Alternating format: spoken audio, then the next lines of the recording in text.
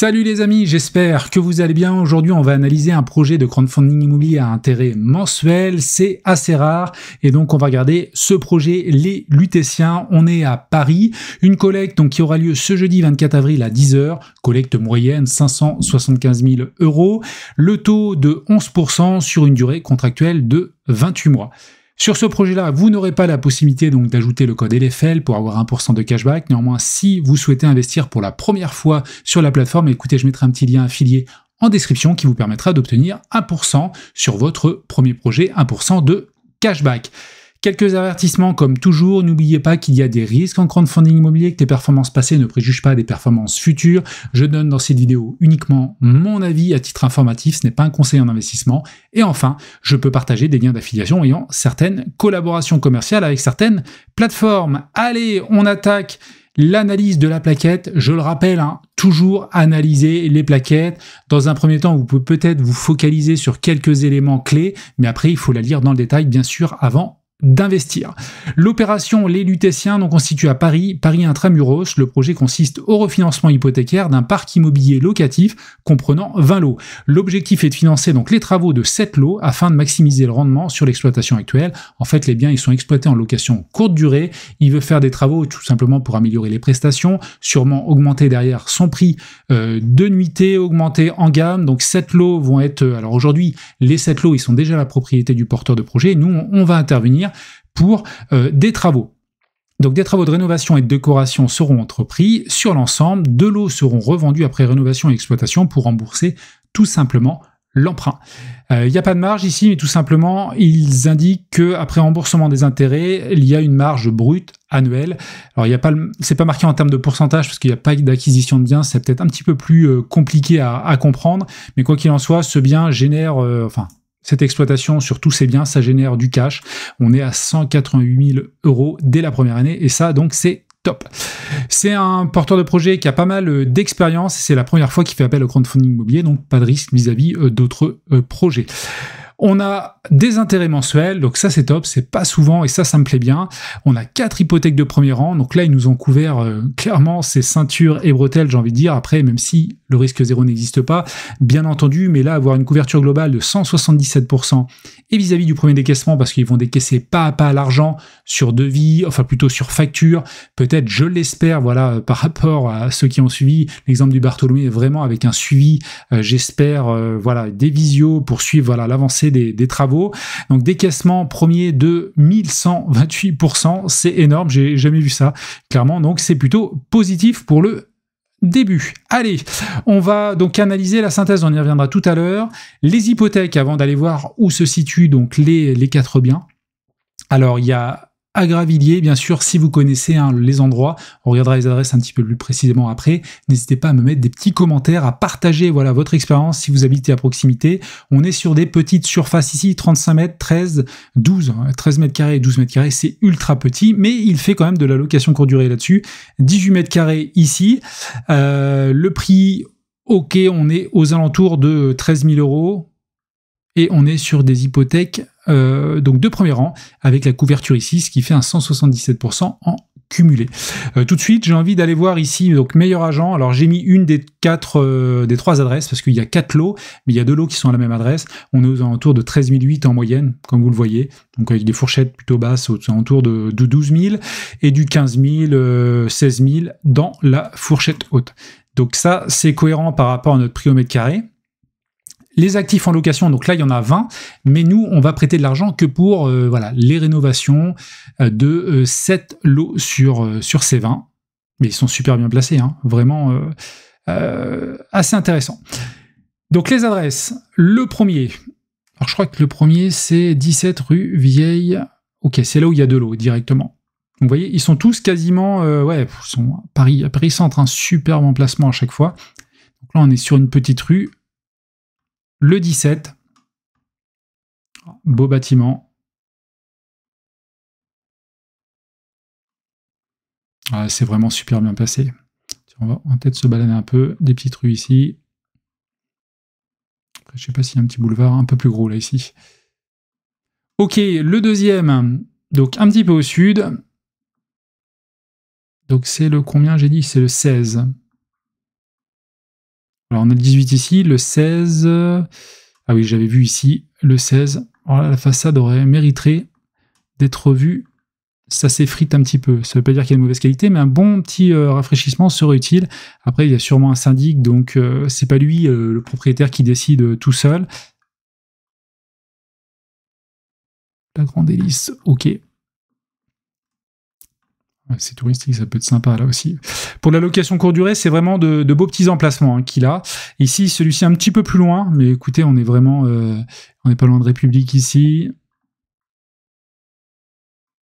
Un petit peu, celui-ci légèrement peut-être excentré. Alors là, on est sur le 25, donc le 23. Ok, je crois que ça doit être par ici. Alors je me suis posé la question en préparant la vidéo, où était le lot en fait? Là, c'est le 25, hein, que je ne dise pas de bêtises. Là, on va arriver à quelle adresse? Le 25, ouais, bah, ça doit être derrière. Je sais pas trop.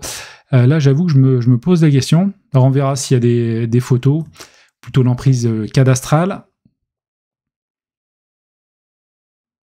Donc ça, c'est bon. Pas trop m'attarder là-dessus. Il y a de la demande. Décibels, bon, c'est du classique à Paris. Hein, chaque fois, on a ça, 55 décibels. Revenu annuel moyen, 51 000 euros. Là, de toute façon, le nombre d'habitants ne nous intéresse pas trop parce qu'on va plutôt chercher du touriste, hein, sur Airbnb et Booking. Alors, les visuels, là, on voit bien que sur ce lot-là, totalement d'accord qu'il y a de la rénovation à faire. Hein. Là, il y a du rafraîchissement. Premier appartement, donc 17 rue Vieille du Temple. Regardez les faïences au mur. Ouais, là, il y a quelque chose clairement à faire. Le deuxième, toujours au même endroit. Alors lui, il m'avait l'air un petit peu plus propre en regardant. Bon, il y a sûrement quand même peut-être améliorer le niveau de prestation, peut-être la salle de bain, peut-être des petites choses à faire. Celui-ci me paraissait plutôt pas mal, je trouve, hein, faisant de la location courte durée. Voilà, celui-ci, il est totalement exploitable, hein, vous voyez. Sujet au futur, rénovation. Ouais, c'est bizarre, je ne sais pas ce qu'il veut entreprendre en fait. Il y a sûrement un truc, peut-être créer de la surface, vu qu'il y a un petit peu de hauteur, optimiser, rajouter peut-être des couchages. C'est dommage qu'on n'ait pas de plus de description. Enfin, après, c'est peut-être moi qui suis curieux là-dessus. Et ici, bah là, il y a du boulot. Là, il y a une belle enveloppe travaux, vous voyez. Tout le mur est un petit peu piqueté. Donc là, il y a des choses à faire. Ok, donc là, on a quoi? Utilisation des fonds. 535 000 euros. On prête combien exactement? 575. Ok, bon après je pense que le reste c'est la part de... pour la plateforme, 535 000 euros, ok. Bon, des enveloppes raisonnables, on est à on est à moins de 100 000 sauf pour un. 37, celui-ci ça doit être sûrement une plus grosse surface, donc ça c'est assez logique. Hein. Comme enveloppe travaux, donc travaux, rénovation, embellissement, pas de souci. Augmentation donc des prestations proposées, optimiser l'occupation de logement et pérenniser les revenus générés par l'exploitation en location courte durée. Pas de souci. Le prévisionnel sur 3 ans, ça c'est intéressant. Alors 2025, de toute façon, c'est entamé. Alors je ne sais pas comment il va faire parce que du coup son chiffre d'affaires va être pas mal impacté parce que s'il y a des travaux à réaliser, inévitablement il ne pourra pas louer pendant cette durée-là.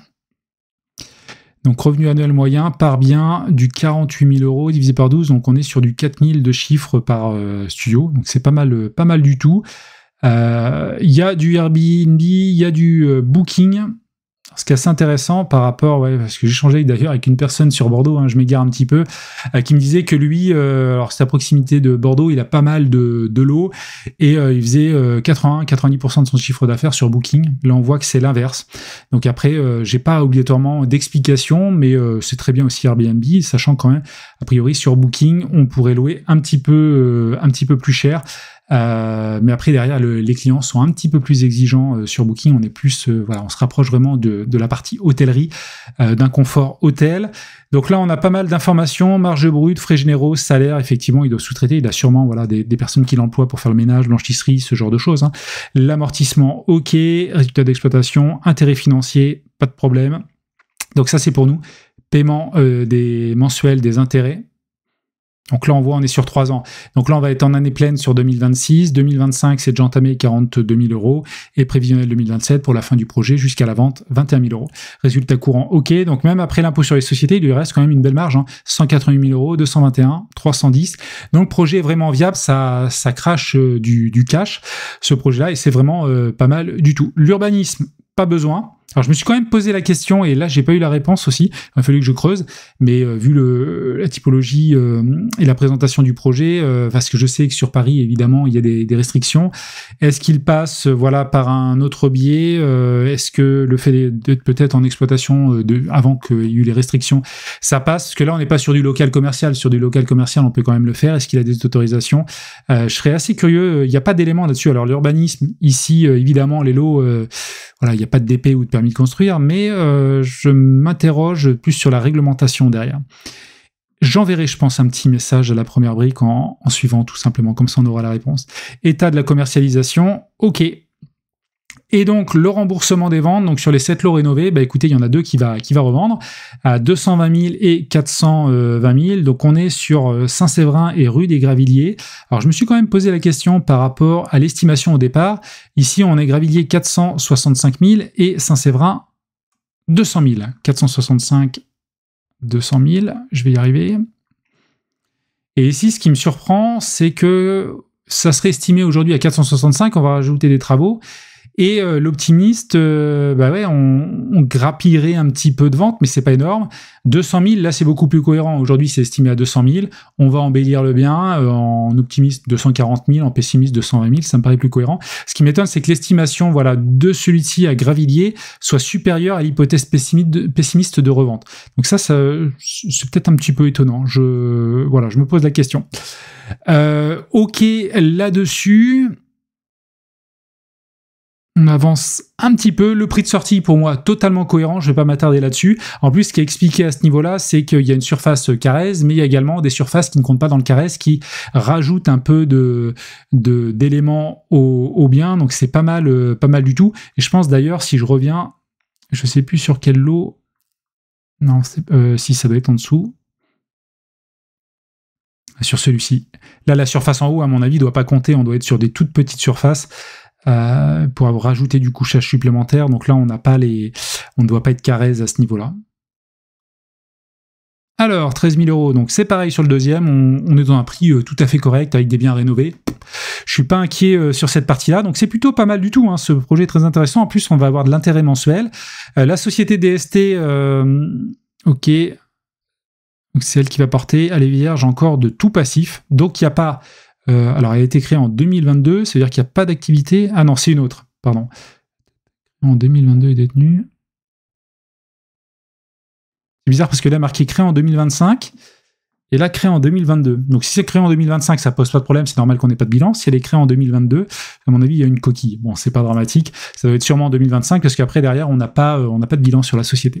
L'hypothèque de premier rang, bah écoutez, super, hein. De base, 177%, parce qu'on prend 4 hypothèques, donc c'est vraiment énorme. Et en plus, avec les décaissements, on va vraiment sécuriser notre projet. Donc, c'est vraiment ceinture et bretelle sur celui-ci, parce que même si derrière, avec les décaissements, à un moment donné, ça plante pour une raison ou une autre, derrière, notre couverture hypothécaire est énorme, même si une décote aux enchères, on va dire d'un 40%, ça doit passer quand même. Il faudrait faire des simulations, mais pour moi, c'est vraiment pas mal du tout. Évidemment, sur ce projet-là, bah, écoutez, il apporte rien, parce que c'est pas un projet qu'on fait de A à Z, il a déjà les lots, donc il apporte bien sûr les lots dans le projet, et nous on apporte 575 000 €. On va terminer bien sûr sur la synthèse, donc les points forts, la couverture hypothécaire, c'est hyper rare, sur 4 actifs différents, solidité financière du porteur de projet, ben on voit bien qu'il a un parc assez intéressant. Alors on aurait peut-être aimé des petits plus, peut-être d'avoir l'état d'endettement sur ces 20 lots, voir un petit peu la charge, le capital qui est déjà remboursé, ce qui reste aussi peut-être à rembourser au niveau de banque, parce que derrière on a vu, c'est la première fois qu'il fait appel au crowdfunding immobilier, donc il n'y a aucun bien qui est relié au crowdfunding immobilier. Donc il y a sûrement des banques derrière, il y a sûrement dû y avoir des emprunts, mais bon, c'est pas non plus dramatique. Actif, si on prend les hypothèques, de toutes les manières de premier rang, c'est que derrière il n'y a pas d'autres créanciers. Actif bien placé, même je dirais même super bien placé, emplacement, actif pouvant générer un revenu locatif stable, effectivement, sauf Covid, mais bon, je pense que aujourd'hui le Covid, on va savoir le gérer dans les années à venir s'il y en a un autre qui arrive.